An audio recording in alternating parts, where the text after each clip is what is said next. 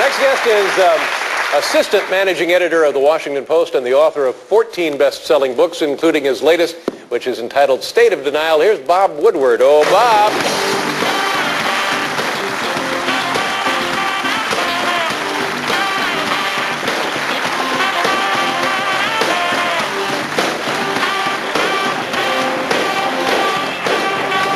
This is State of Denial, Bush at War, Part 3. How does this differ from the first two installments? Well, it's about the last 3.5 years, which it turns out that it's much worse than they've been telling us, and there are inconsistencies. There are these secret reports that show violence going up, and the president and other people in his administration come out regularly and say, we've turned the corner, we're winning.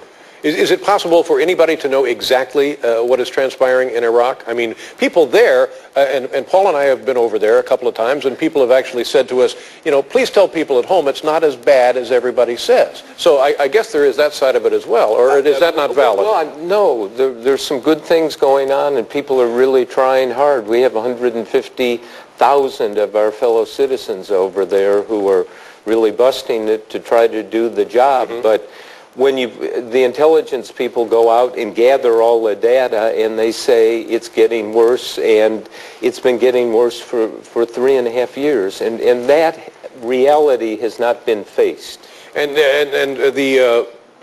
the discussion that everybody was concerned about, one of the discussions, was a meeting with the director of the CIA and Condoleezza Rice prior to 9/11. Tell us about that. Well, that's where George Tenet, the CIA director, looks at all the intelligence that's come in, and he says, wow, it looks like they're going to attack the U.S. or U.S. interests somewhere. And so he gets in his car and speeds toward the White House with his counter-terrorist chief and calls from the car and says to Dr. Rice, who's the national security advisor, I need to see you. Now, going back to Watergate, I've been covering the CIA, and I've never heard of another incident or time when the CIA director is so concerned.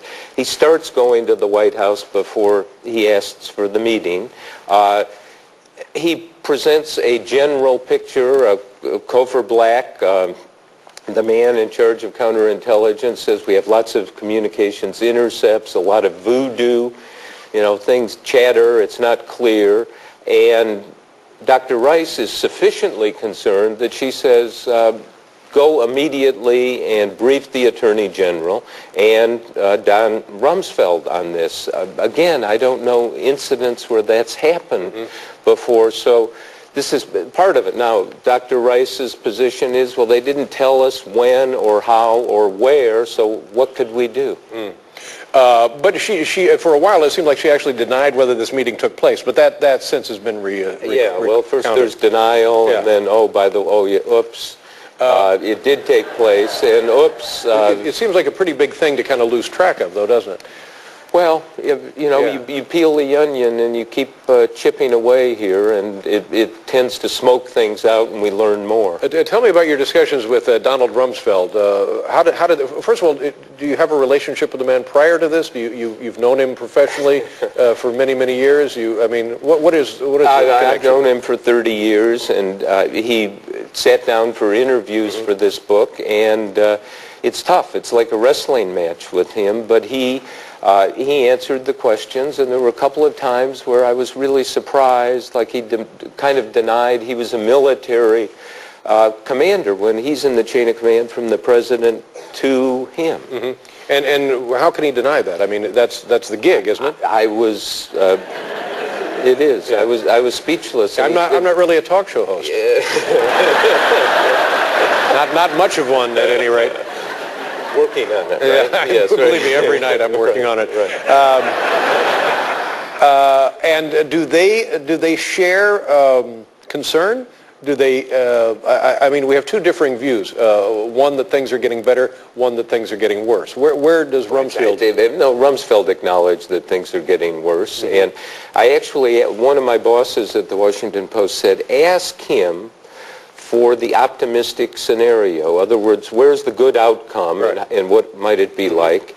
And he talked for a while, and I said, you're optimistic, aren't you? and he just kept talking. And there was that moment, if you had it on film, you would say, wow, you know, he's not sure, quite frankly. And what do you think, what do they think will happen when the administration changes hands after the next general election?